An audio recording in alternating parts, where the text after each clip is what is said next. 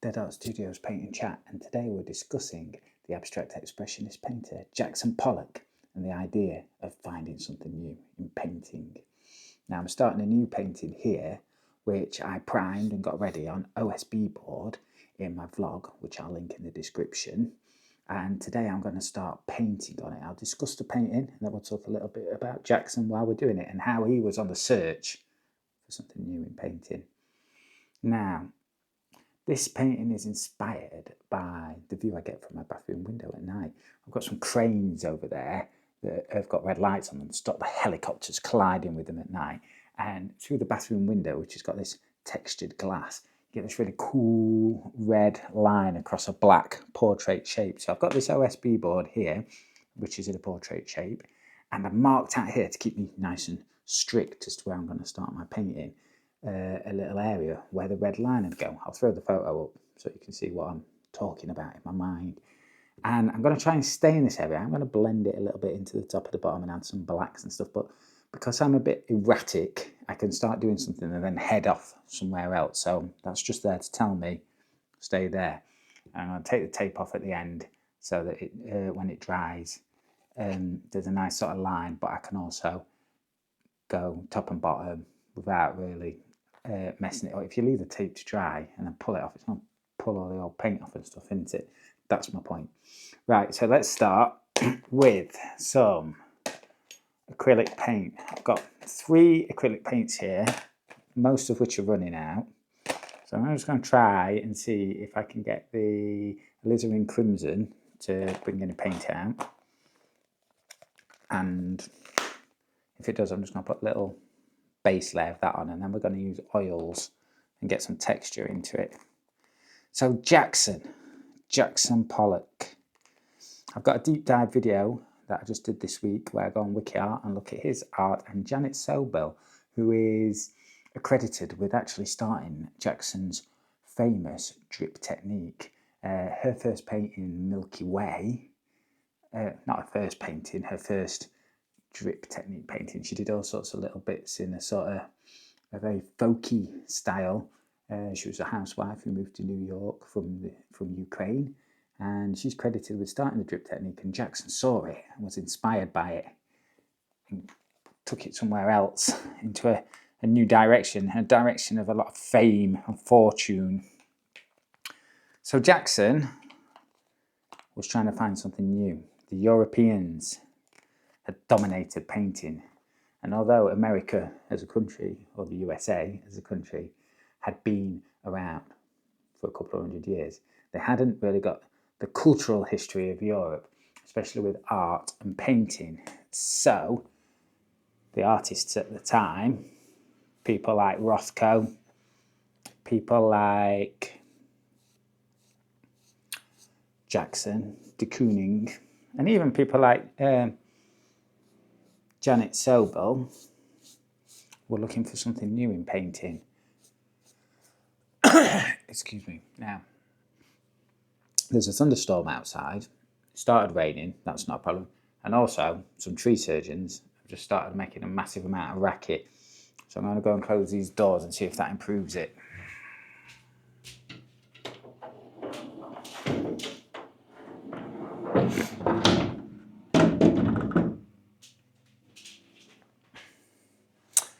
I would say that has not improved it. But yes, so they were all looking for something new in art. They wanted the American art. They wanted an American culture and American art. And you can see it in Jackson's early work. He was sort of operating around in the 1940s.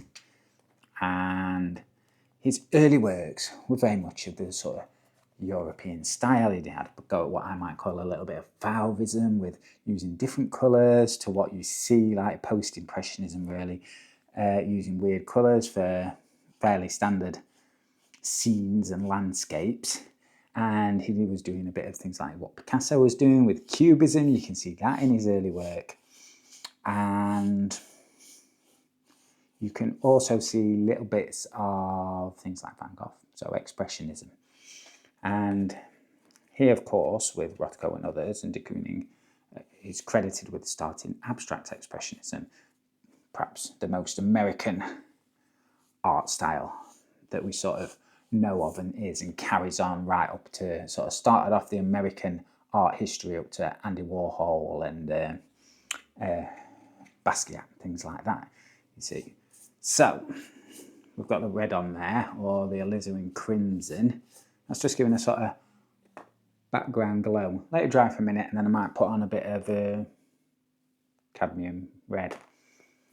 So Jackson, he was an interesting character. He suffered a lot from depression, suffered a lot from alcoholism, much like Rothko, really. They used to all meet up in a bar and have like fights and arguments about what the new art should be and whose art was better and what art meant. It was all very philosophical and something that you don't really see today, is it? I was thinking that cultural time was like, it was okay to go out and get drunk and probably take drugs and things like that and discuss things of a very academic and abstract nature.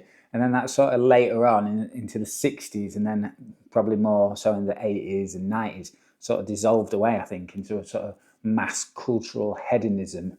And we're sort of in the post era of that now, where social media and everything is making a sort of regroup and reform. There's not one large group like in the sort of mass hedonism phase, I would call it, of the 80s and 90s, following a single culture.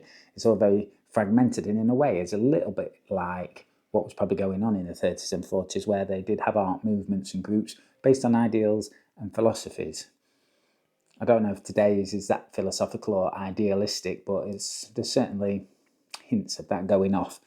So Jackson was not a happy man. He was frustrated with his painting. His wife did a lot to promote him and help him get out there, otherwise he probably might not have ever really got out there. And he was trying stuff, you know, the European style, and then he came across Janet Sobel's work and was inspired by it. So he went and started doing the drip painting himself, and he did it bigger, he did a lot more of them, and he also did it in what he was calling a rhythm, so rhythm painting. And this is what made him very famous.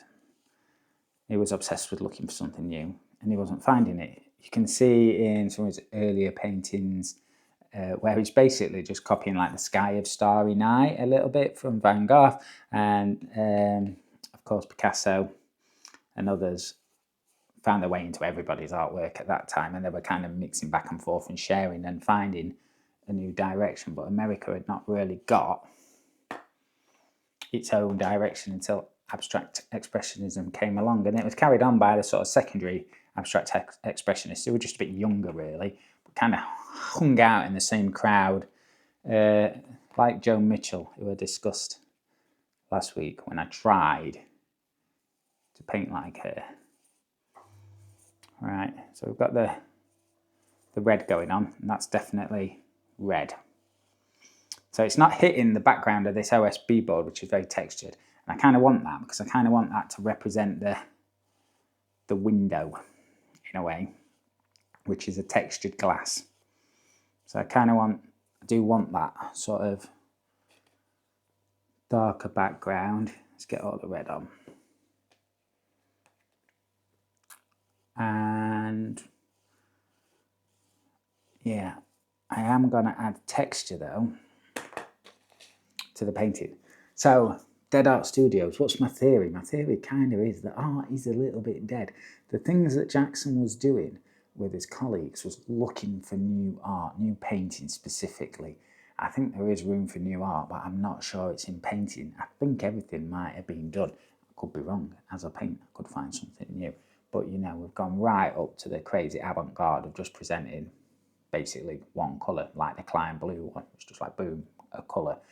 So is there any other mixtures or concoctions to be done? We don't really know, but I think it's probably dead. It probably died with the likes of Basquiat in terms of just painting. And now we do have art that kind of carries on from that tradition a little bit, like maybe Banksy, but that's mixed into new things like street art and graffiti, which is where Basquiat was kind of from originally, because that was his street name tag, wasn't it? Samo, I think, in conjunction with another artist.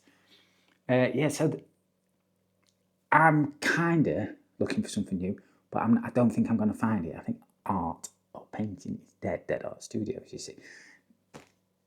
Doesn't mean we shouldn't do it and enjoy it and create nice and beautiful paintings. It just feels like now it's reached a new era where we're sort of celebrating it rather than maybe pushing it forwards. But I could be wrong, you know, there could be new bits of painting come out. We don't really know, but I'm struggling to think what it would be. But by painting, we may find it. So I've got some oils now, mainly because I've got a lot of reds in oils and I haven't got a lot of reds in acrylic. That nice bright red in the background is just sort of to put a background red on, representing these red lights. And now I'm going to use a technique I've used before with oils, a little knitting needle here, and I'm going to put the paint on and texture it on. So I've got the abstract expressionist idea of maybe Rothko a little bit. I'm not really doing a Jackson drip thing. I'm doing more maybe of a colour field on a large black background with some texture, so that's making it a little bit different. So we've got sort of a multimedia effect. Then we've got the abstract expressionist idea of the red on black, but it's inspired not so much by expressing my feelings, more in what I see outside on the world around me. So almost like bringing in a bit of an impressionistic idea into it. I'm mixing all that in, and then we're going to try and do the textured strokes of the expressionist Van Gogh. He did quite big brush strokes. I'm going to do quite little ones, and I'm going to do little vertical ones like that, and just fill up the whole of this area. We'll take the tape off. I'm going to use 2 or 3 different reds. Got crimson alizarin there. I've got just cadmium red there, and cadmium red deep hue down there. I'm just going to put them all on. The problem with the oils is they take a heck of a long time to dry, but that would be kind of cool for this because I can just work on it, and then when I come and do my next layers, it won't be quite dry and it'll blend the next colours in, which is kind of what I'm looking for. It's going to take a while to do, and I've got to decide on what the sort of overall size of these little marks are going to be. But the thing is, I can kind of just get the colour on, and then because unlike acrylics, which dry in about, well, I'm going to say 5 seconds, but you know, a couple of minutes in warm weather, I've got time to work on it and change the patterning. So really, as a note to myself, I should just be quick and get it on there, and then I can work on the texture afterwards. So Jackson, did he find the new? I think he did find the new American art style. It's iconic, isn't it? Large canvases, simplistic, no subject matter, not necessarily simplistic, but simplistic in terms of trying to show emotion and feeling and even movement in the case of Jackson. And on a painting, now Rothko, he was more interested in just trying to get you to, you know, look at his paintings and be so emotionally overwhelmed that you just burst into tears. Now, I've seen a few Rothkos, and I'm sorry, Mark, I'm just not that emotional that I'm going to cry at a painting, unfortunately. Now, that is probably more a comment on me, my upbringing, than Rothko. I like his ideal that you could be that moved that you might start crying. Now, interestingly, music can move me to a greater extent. But the philosophy was about feeling and not about, I'm going to paint a really, really good tree or a really, really, really good person or a really, really bustling street scene or something like that. It's going to just be relating to how you feel and the absence of a subject matter is going to make that more present. Right. What I'm going to do is I'm going to work away at this just quietly for a bit. Then we'll come back, have a look at it, take the tape off, and then we'll leave it there for this week. So I'm just going to carry on. I'll see you in a moment.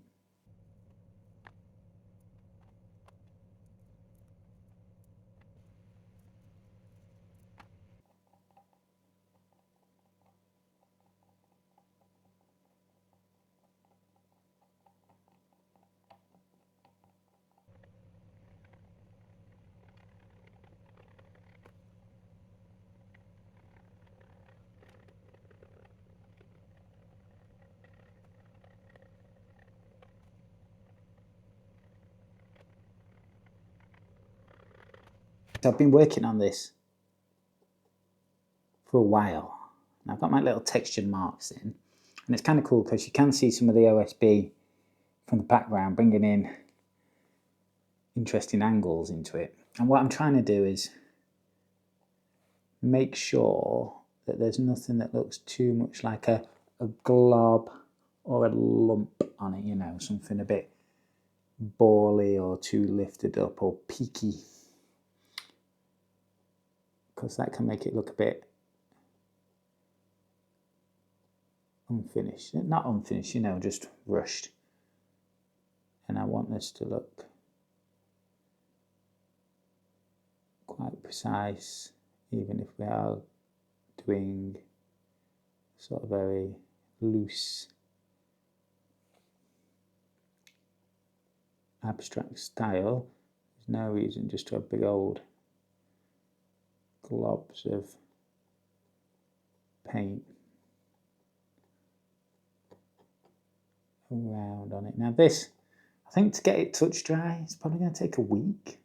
I've got to find somewhere to put the thing where it's not going to accidentally get someone's hands or something on it. And this is why I don't do oils that often at the minute. It's just not that convenient. But I do, the smells comes back to you, just like hits you and reminds you of the other times you were using oil paint.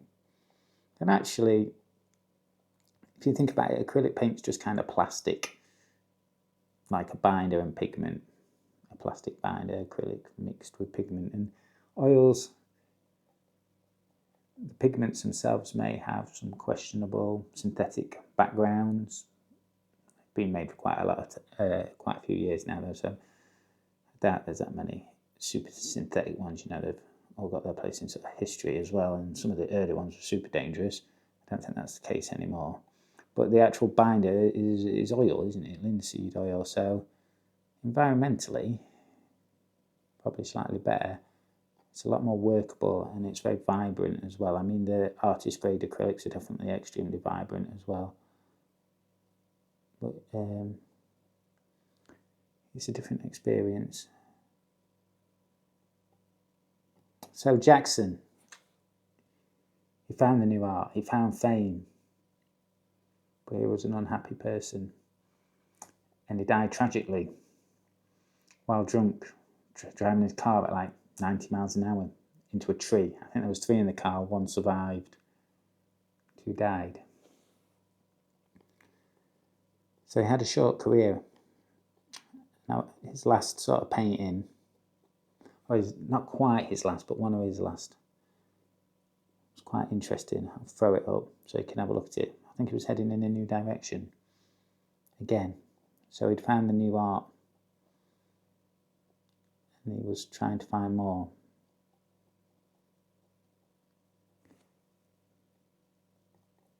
Right, time to take the tape off. And then we decide if I blend the wet paint up and down as it stands, or if I let it dry and then put another layer over the top and start to blend. Or maybe I'll just leave it really, really, really straight like that. Stick the tape over there.